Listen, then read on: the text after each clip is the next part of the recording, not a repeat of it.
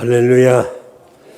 오직 예수님밖에 없습니다. 코펫이라는 사람이 행복이나 불행은 마음속에 있다고 말하면서 우리가 행복하냐 불행하느냐는 마음에 달려 있다고 했습니다. 실제로 우리의 행복과 불행은 마음먹기에 달려 있다는 것도 여러분이 어느 정도 인정하실 것입니다. 그러나 우리는 그 마음조차도 바로잡지 못해서 괴로워하고 힘들어하고 미워하고 그리고 불행해합니다. 그래서 마음을 갈고 닦는 것에 대해서 동서양의 고전에 똑같이 그것을 강조하고 있습니다. 대학이라는 책을 보면 마음이 있지 아니하면 보아도 보이지 않고 들어도 들리지 않고 먹어도 맛을 모른다고 했습니다. 그리고 대학 책을 계속 보면 맹수는 쉽게 굴복시킬 수 있지만 사람의 마음은 굴복시키기가 어렵고 깊은 골짜기는 쉽게 메울 수 있지만 사람의 깊은 마음은 메울 수 없다고 했습니다. 책은담이란 책을 보면 자기 자신의 마음은 자기가 생각할 때 도리에 맞는 것도 맞지 않는 것도 자기 자신의 마음에 있는데 어찌 하물며 남들이 모두 자기 마음에 맞기를 바라겠는가라고 질문하면서 시간이 길고 짧으면 생각에서 나오고 넓고 좁은 것은 한치 마음에 달려있다. 따라서 마음이 쫓기는 사람에게는 하루가 천년보다 더 길고 그리고 마음이 넓은 사람에게는 골방이 하늘과 땅 사이처럼 넓다라고 했습니다. 저는 여러분 모두가 행복하기를 바랍니다. 보람있고 의미 있는 삶을 살기를 바랍니다. 그러려면 마음 관리를 잘해야 됩니다. 사람들은 돈 관리, 건강 관리는 잘하면서 마음 관리를 그렇게 깊게 생각 안 하는 사람들도 있습니다. 물론 여러분은 아니겠지만은. 근데 이 마음은 어느 한순간도 하나님이 함께하지 아니하면 그 마음의 중심이 잡히기가 어렵습니다. 하나님이 함께하지 않는 삶은 겉은 화려할지 몰라도 정말 속은 내용이 없는 삶이 될 가능성이 많습니다. 그럴듯하게 형식만 갖춘 사람에게는 하나님이 함께하지 않습니다. 여러분들은 하나님이 함께하는 사람들이 되시길 바랍니다. 저는 오늘 하나님의 기쁨이 되는 삶, 자의 삶이라는 그런 제목으로 말씀을 드릴 때 여러분 모두가 하나님이 기뻐하는 사람이 되기를 바랍니다. 그럼 하나님이 기뻐하는 삶, 자의 삶은 어떤 삶일까요? 먼저 생각할 것은 그 마음을 누가 조정하고 있는가, 누가 이끌고 있는가가 중요합니다. 여러분에게도 마음이 있죠. 그런데 누구에게나 있는 그 마음이 어떠하냐에 따라서 사람이 달라집니다. 그래서 잠언서 23장 7절에 보면 대저 그 마음의 생각이 어떠하면 그 유인도 그러한적 그랬어요. 그 사람의 마음이 어떠하느냐에 따라서 그 사람 됨됨이가 그렇게 되더라 그런 이야기죠. 마음이 좁으면 좁은 사람, 마음이 넓으면 넓은 사람으로, 마음이 곧은 사람이면 곧은 사람으로, 마음이 삐뚤어진 사람은 삐뚤어진 사람으로, 그리고 그 마음에 무엇을 담느냐에 따라서 사람이 달라집니다. 사랑을 담으면 사랑의 사람으로, 미움을 담으면 미움의 사람으로. 그 마음속에 무엇인가 우리 마음속엔 들여보내지 않을 수가 없습니다.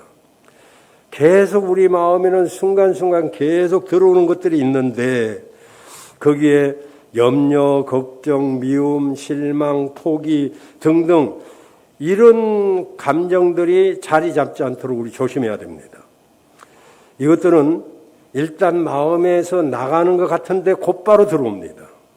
항상 우리 마음을 선점하려고 애를 씁니다. 과히 우리의 삶에 유익되지 못한 이런 손님들은 마음의 그 자석을 점령하기 위해서 수시로 우리 마음속에 드나듭니다. 그러면 그렇지 않으려고 한다면 우리는 우리 마음속에 먼저 들여보내야 될 것들이 있습니다. 화목, 감사, 사랑, 용서, 이해, 너그러움, 이런 부드러운 손님들이 먼저 자리 잡도록 먼저 그들을 우리가 초청하고, 좋지 않은 손님들은 계속 찾아오지만 빈자리가 있으면 그대로 들어오니까. 그래서 사람의 그릇에 따라서, 그리고 그 속에 무엇이 담겨 있느냐에 따라서 사람의 마음은 달라집니다. 그리고 그 마음을 누가 이끌고 있느냐에 따라서도 달라집니다. 세 종류의 사람이 있습니다. 첫째는 그 마음을 마귀가 조절하는 사람이 있습니다. 이태리의 문인 빠삐니는 오늘날 세계 문제는 인간의 문제이고 인간의 문제는 마음의 문제라고 갈파했습니다. 가룟 유다는 예수님의 제자로 부름을 받고 열심히 해서 회개 자리까지 얻게 되었습니다. 회개는 아무나 시키는 것이 아니죠. 신임을 얻을 수 있는 사람 아니면 신임 있는 사람을 맡기게 될 터인데, 여러분 회사도 여러분 직장도 그렇잖아요. 그런데 이 가룟 유다가 자기 마음을 조절하지 못했습니다. 요한복음 13장 2절에 보면 마귀가 예수를 팔려는 생각을 집어 넣었다 그랬습니다. 생각 속에 마귀가 들어와 버렸는데, 그게 들어오니까 그만 자기 마음을 관리하지 못하고 그만 스승이요 그리고 구원자이신 예수님을 반역하는 만고의 죄인이 되고 말았습니다. 여러분, 사울도 다윗을 시기하는 그 마음을 관리하지 못했기 때문에 오히려 그는 악신에 사로잡혀가지고 남을 해치는 그런 일을 하려고 했지만, 여러분도 알다시피 이 세상은 남을 해치려고 하는 사람이 잘된 적이 없습니다. 다 얼룩진 인생을 남기고 가게 됩니다. 사단에게 사로잡혀서 하나님의 일을 방해하는 사람치고 그 결과가 좋은 사람은 아무도 없습니다. 잠언서 4장 23절에 그래서 우리에게 이렇게 말합니다. 물어 지킬 만한 것보다 더욱 네 마음을 지켜라. 생명의 근원이 이에서 남이니라. 우리가 지켜야 될 게 많지만은 마음을 지키는 것이 가장 중요한 줄로 믿습니다. 두 번째로는 자기 마음을 자기가 조종하는 사람이 있습니다. 자기 마음을 자기 마음대로 할 수 있다고 생각하는 사람들이 많이 있습니다. 겉으로 언뜻 보면 상당히 강한 사람처럼 보이고 제법 뭔가 주관이 뚜렷한 사람처럼 보이기도 합니다. 그러나 이것은 치명적인 실패를 가져옵니다. 여러분, 신념과 신앙은 전혀 다릅니다. 오늘날 현대인들은 신앙이라는 말은 싫어하면서 신념이라는 말을 좋아합니다. 그래서 오늘날 신자들도 많은 사람들이 신앙이란 말을 신념이란 말로 이렇게 대체하고 있는 것도 볼 수가 있습니다. 예전에는 사람들이 장차 나의 운명이 내 것이 아니기 때문에 하나님에게 미래를 맡긴다든지, 인간이 미래 운명이 자기 것이 아니기 때문에 자기 능력이 한계가 있다는 것을 인정하고 하나님의 은혜에 자기를 맡겼는데, 그러나 오늘날 현대인들은 맡기질 않습니다. 내 인생은 내 것이기 때문에 내가 마음대로 할 수 있다라고 생각합니다. 어느 정도는 자기 마음대로 할 수도 있을 것입니다. 그러나 진정한 어떤 문제의 벽에 부닥치면 내가 얼마나 무력한지를 그때서야 알게 됩니다. 여러분, 우리는 우리 마음을 내가 이끌지 말고 하나님이 이끄는 그런 사람이 되기를 바랍니다. 그래서 마지막으로는 하나님께 마음을 이끌도록 맡기는 사람이 있습니다. 우리의 마음을 연단해서 우리로 하여금 하나님의 마음과 조화를 이루도록 하시는 분이 바로 성령님이신데 거기에 생명의 근원이 있고 행복의 근원이 있는 줄로 믿습니다. 여러분, 하나님께 여러분의 마음을 맡기시길 바랍니다. 옛날에 어떤 전쟁터에 끌려나갔던 군인이 그만 폭탄 파편에 의해서 크게 다쳐서 그 자리에서 기절했습니다. 정신을 차리고 보니까 병원이었고 그리고 다리 한쪽이 잘라져 없어졌습니다.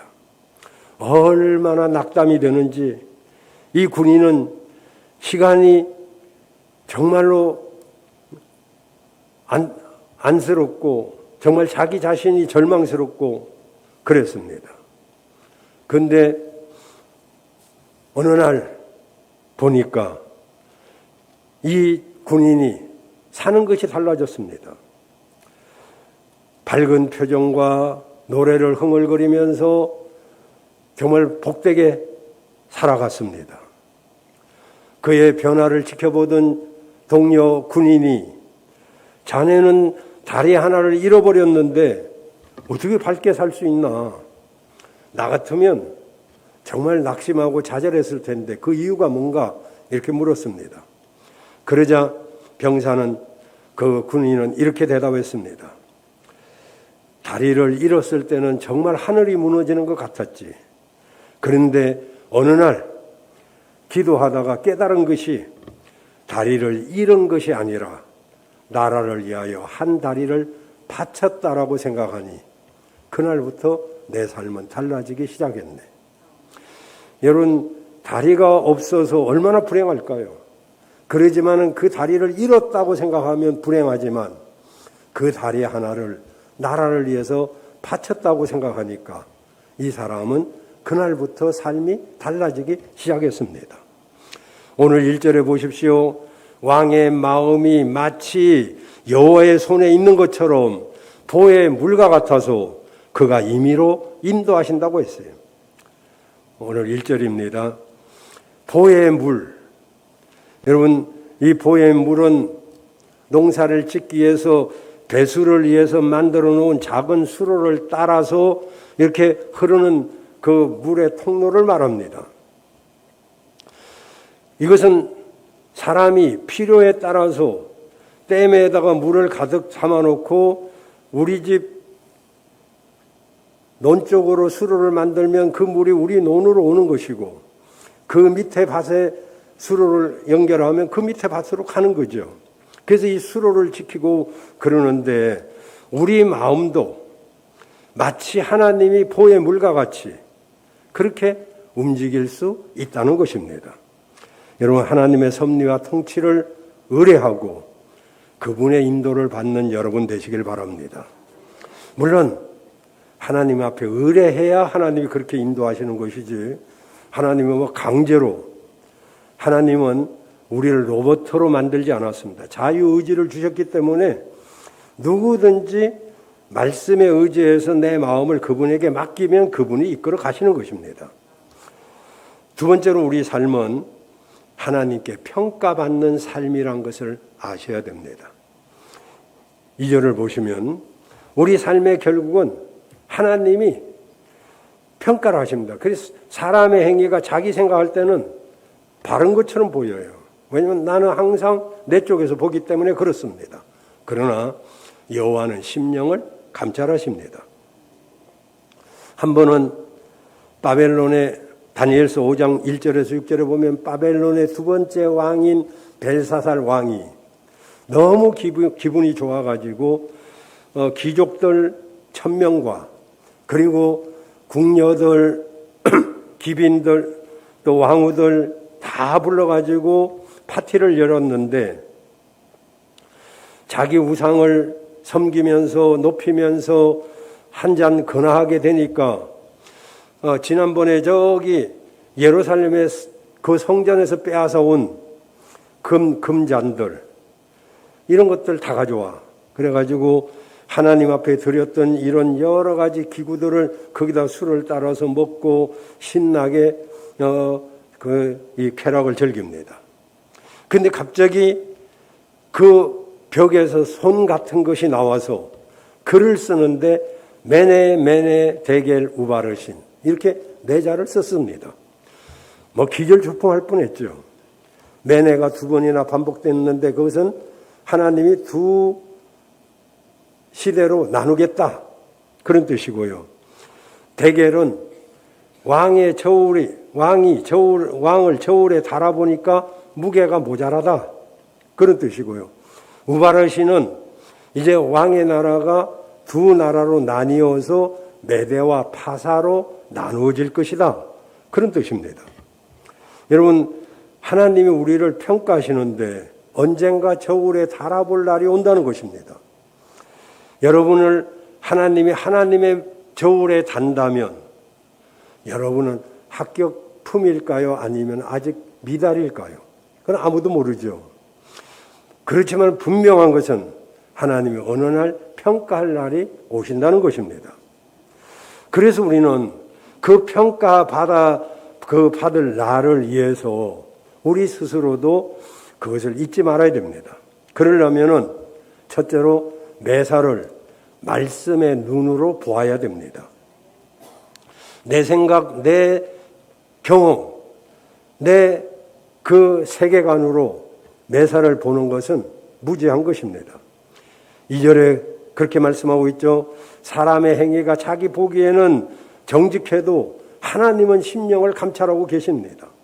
따라서 우리는 하나님의 시각으로 어떤 것을 볼 줄 알아야지 내 시각으로 보면 굉장히 실수를 많이 합니다. 언젠가 말씀드렸습니다. 한 부부가 드라이브를 하다가 기름이 떨어져서 주유소에 들어갔습니다. 그랬더니 거기 주유소에 어떤 청년이 앞에 유리를 막 닦아줍니다. 그 뿌리는 그거 팔려고.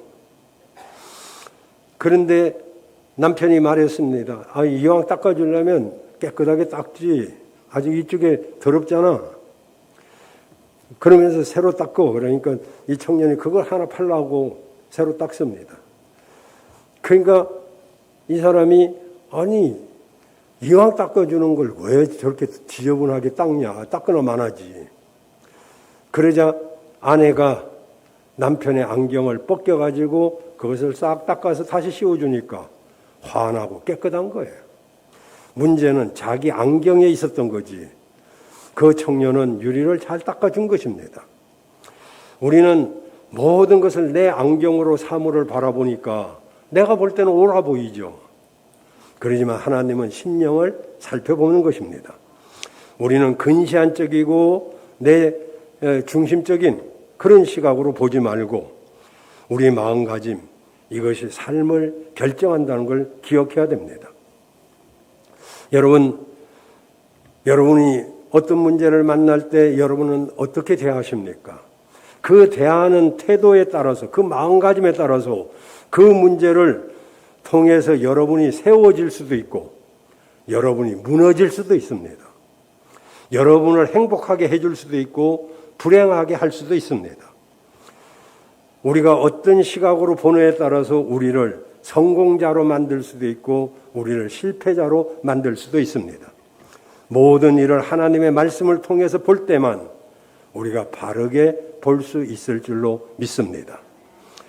그리고 하나님이 평가하는 것을 기억한다면 첫째는 모든 매사를 말씀의 눈으로 봐야 되고 두 번째는 영원한 가치관을 가지고 봐야 됩니다. 하나님의 사람들은 영원한 가치관을 가지고 세상을 바라봐야지 우선 현재 가치관을 가지고 살면 일단 먹고 마시고 캐세라로 살고 이것이 가장 행복하다고 생각할 수도 있겠죠. 그런데 우리는 예수 믿는 그리스도인입니다. 우리의 믿음의 가치관이 영혼에게 이어 있어야 돼요. 언젠가 노인들 여러분들하고 젊은 여러분들하고 토론하는 것을 본 적이 있습니다마는 어른들은 내일을 위해서 미래를 위해서 오늘 고생하고 저축해야 된다. 그게 다 찬성하고 그렇다 그러는데 젊은이들은 미래 언제 어떻게 될지 모르는데 오늘을 즐기며 살아야 된다. 뭐 하는데 미래를 위해서 현재를 희생할 필요가 있냐? 둘 다 맞는 것 같아요. 어느 쪽이 낫다 못하다 그 말을 하려고 하는 게 아니라 이 가치관이 서로 틀리니까 충돌이 생기는 거죠. 그래요. 정말 이전 어른들이 먹을 거 안 먹고 허리 쫄라서 아끼면서 살았기 때문에 이 나라가 이만큼 평안하긴 하지만 그러나 부모 세대하고 현재 세대하고는 같을 수도 없잖아요. 이 현재 세대는 그래도 자신을 희생시키면서까지 할 필요가 뭐 있냐. 내 인생 한 번밖에 없는데. 그것도 상당히 또 일리가 있단 말이에요. 그래, 세상은 그렇다 쳐요. 그러나 우리 믿는 사람은 영원한 가치관을 가져야 됩니다.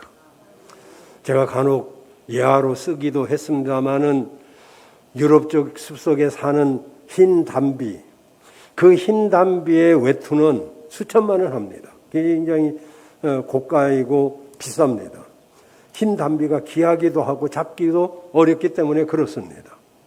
그런데 이 모피털의 주인공인 흰 담비는 그 담비를 사냥하는 사람들은 잘 압니다. 어떻게 잡아야 되는가를. 그래서 어떤 사냥꾼이 흰 담비 집을 탐색하다가 담비 굴을 발견했습니다. 그러면 흰 담비가 굴 속에 들어가는 것을 보고 이건 흰 담비 굴이구나. 그러면 멀리 떨어져서 그 굴을 살펴봅니다. 때가 되어서 흰 담비가 외출을 나가면 이 사냥꾼이 그 흰 담비 굴에다가 오물을 막 뿌려놓습니다. 총이고 뭐고 화살이고 이런 게 필요가 없습니다. 그냥 오물만 그 굴 앞에다가 뿌려놓으면은 마침내 때가 되어서 담비가 돌아올 때 그때 이 사냥꾼이 나타나면 흰 담비는 굴 속으로 들어가면 됩니다. 털에 오물이 좀 묻으면 어때요? 살면 되지. 그런데 흰 담비는 거기서 포기합니다. 내 몸에 오물을 묻힐 바에는 차라리 잡히겠다. 그래서 손쉽게 흰 담비를 잡습니다. 여러분, 미물인 담비도 자기 몸을 정말 더럽히는 거, 이런 걸 싫어하고 차라리 죽는 것을 선택합니다. 우리 그리스도인들은 영원한 천국을 소망하며 사는 사람들입니다. 이 세상의 쾌락이 중요하고 또 즐거움도 중요하지만 그러나 그것보다 더 큰 가치가 있는 영혼을 위해서 우리 믿음을 지켜야 될 줄로 믿습니다. 그러기 위해서 마지막으로 우리는 하나님의 사랑을 받는 삶을 살아야 됩니다. 여러분, 미국의 이가 아파가지고 지금 말소리가 잘 안 들려요. 위마 의과대학이 있습니다. 우리 충대 의과대학이 있고 그렇듯이 위마 의과대학에서 실시한 실험 결과인데요. 그 대학 병원에 아주 이쁜 개가 있었습니다. 강아지가 얼마나 이쁜지 사람들이 다 좋아합니다. 사실 개를 키워보면 얼마나 사랑스러운지 몰라요. 그래서 저는 안 키웁니다만 저도 개 굉장히 좋아하는데 안 키웁니다. 왜냐하면 거기 빠질 수 있거든요. 어쨌든 사람들이 강아지를 굉장히 좋아하고 쓰다듬어주고 안아주고 이러니까 막 강아지가 행복해 죽습니다. 그때 거기 주임 교수, 의사가 그 환자들과 병원 당국자들한테 부탁을 했습니다. 여러분, 제가 뭔가 하나 중요한 실험을 하고 싶은데 제 이야기 좀 들어주십시오. 무슨 이야기인데요? 그랬더니 앞으로 일주일 동안만 이 강아지에게 사랑 표현을 하지 말고 무관심하게 좀 대해주면 좋겠다.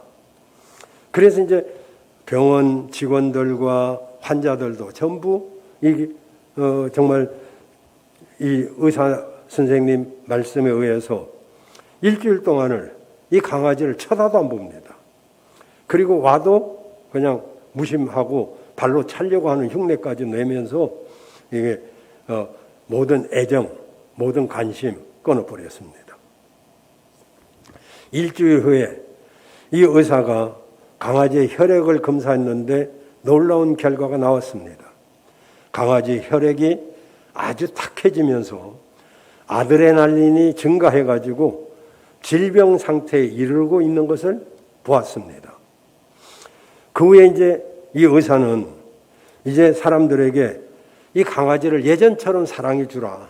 안아주고 쓰다듬어 주고 그렇게 또 일주일이 지난 뒤에 이 강아지를 실험을 해봤더니 놀랍게도 아드레날린 그 양이 굉장히 줄어들고 질병이 치료되기 시작하는 것을 보기 시작했습니다.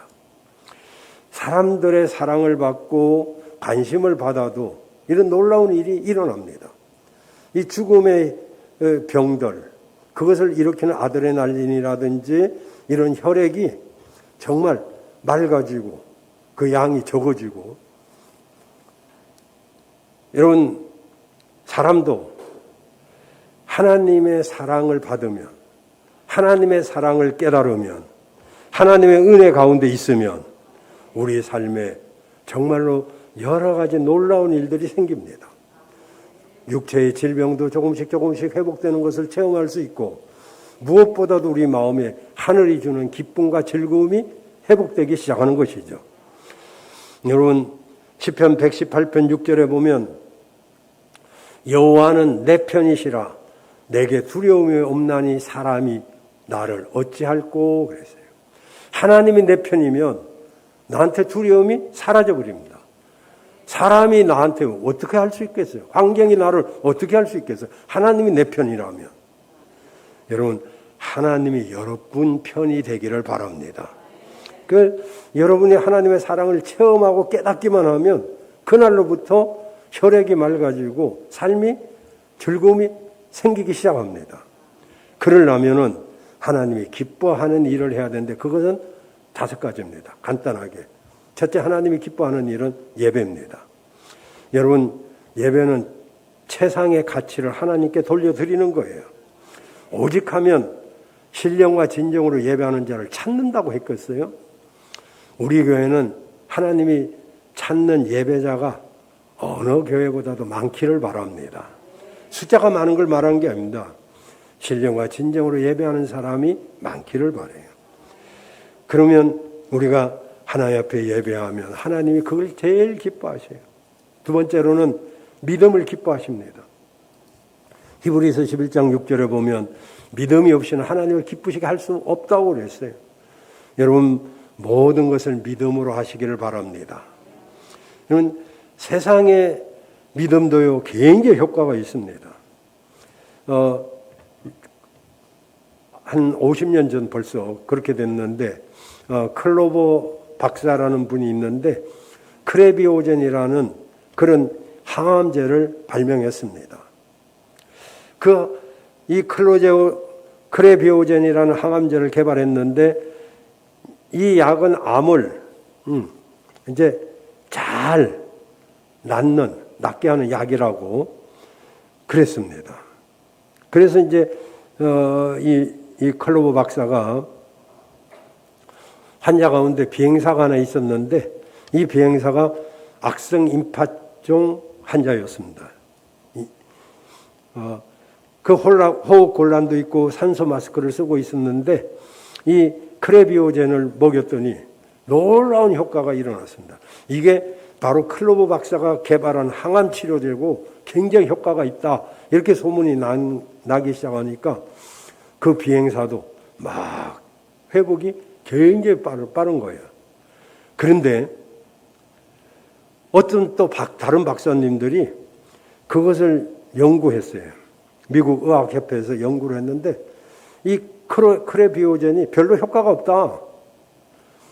그렇게 연구 결과 판정이 났습니다. 그 소식을 들은 그 비행사는 그날로부터 급격하게 나빠지기 시작했어요. 그래서 크로버 박사는 이게 진짜 특수한 상황이구나 하고 이번에는 증류수를 새로운 항암제라고 속여서 이게 새로 나온 항암제인데 이게 굉장히 효과가 있다. 그래가지고 먹이기 시작했는데 놀랍게 그날로부터 그 암 환자가 막 낫는 거예요. 근데 또 그것이 증류수지 아무것도 아니다. 이렇게 어떤 의사들이 밝혀내가지고 신문에 실었어요. 그랬더니 그 신문을 본 이 환자가 바로 2, 3일 후에 죽어버렸습니다. 그죠? 옛날에 현신의 권사라는 분이 있었는데 그분은 아픈 사람들을 위해서 기도하고 하면 다 낫습니다. 많이 낫습니다. 그런데 침을 이겨갖고 예수님 흉내 내는 거죠. 그 바르는데 나중에 보니까 밀가루예요, 밀가루. 아무것도 아니에요. 그런데도 그걸 발라주면 낫는 사람이 굉장히 많았었어요. 여러분, 이 믿음이라는 게 이 쓸데없는 믿음도 이렇게 효과가 있다 이런 이야기예요. 우리는요, 창조주 하나님을 믿는 사람들입니다. 잠언서 18장 14절에 보면 사람의 심령은 그 병을 능히 이기려니와 심령이 상하면 그것을 누가 일으키겠느냐 그랬어요. 우리 심령이 기쁘고 즐거우면 병도 이길 수 있지만은 심령이 상하면 누가 그것을 일으킬 수 있겠어요? 여러분, 우리 주님 믿음을 좋아하십니다. 찬양할 때도 믿음으로 하시고 기도할 때도 믿음으로 하시고 예배할 때도 믿음으로 하시고 믿음을 기뻐하셔요. 세 번째는 순종을 기뻐하십니다. 사무엘상 15장 22절에 보면 하나님이 예배를 그렇게 좋아하는데 이렇게 말씀합니다. 순종이 제사보다 낫다고. 그렇습니다. 로마서 5장 19절에 보면 한 사람이 순종치 아니함으로 많은 사람이 죄인 됐고 한 사람이 순종함으로 많은 사람이 의인이 됐다고 그랬는데 그 한 사람이 아담입니다. 앞에 두 번째 한 사람은 예수님이죠. 한 사람이 불순종하니까 막 그것이 퍼져나가고 한 사람이 순종하니까 모든 사람이 의인이 되는 놀라운 일이 일어났습니다. 여러분, 하나님의 말씀에 순종하시길 바랍니다. 순종만이 하나님을 기쁘시게 할 수 있어요. 그 다음에 네 번째는 충성을 기뻐하십니다. 마태복음 25장 23절에 보면 5달란트, 2달란트 받은 사람이 열심히 가서 남겼습니다. 근데 놀랍게도 5달란트 받은 사람이나 2달란트 받은 사람이나 상이 똑같았습니다. 잘하였도다 착하고 충성된 종아, 네가 적은 일에 충성하였으니 내가 많은 것으로 내게 맡기리라. 1달란트 받은 사람도 가서 1달란트만 남겨도 상은 똑같았을 거예요. 근데 왜 저 사람보다 나는 적냐? 왜 저 사람은 저런데 나는 이거밖에 없냐? 이런 불만의 마음을 가지고 했을 때 그는 있는 것조차도 빼앗겼습니다. 여러분, 아브라함도 하나님 앞에 충성함으로 믿음의 조상이 되었습니다. 우리도 주의 일을 맡았다면 끝까지 충성해야 될 줄로 믿습니다. 마지막으로 주님은 복음 전도를 기뻐하십니다. 누가복음 14장 23절에 보면 너희는 길과 산 울가에 나가서 사람을 강건하게 데려다가 내 집을 채우라 그랬어요. 여러분, 하나님의 이런 명령을 받고도 우리가 한 번도 누군가에게 교회 가자, 예수 믿어야 된다, 구원받아야 된다 이런 말을 한 적이 없다면 여러분 믿음은 다시 한번 생각해야 됩니다. 정말 내가 믿음이 있다면 그러잖아요. 누군가가 암이 걸려서 죽어가는 사람이 있다면 그래서 어느 곳에 가니까 살아날 수 있는 사람이나 어떤 곳이 있다면 그 말을 해줘야 되는 거 아니겠어요? 그런데 죽어가는 사람이 있는데 죽어가든지 말든지 내버려둬. 그러면 어떻게 되겠어요? 여러분, 우리 때문에 예수 믿는 사람이 생겨야 되지 않겠어요?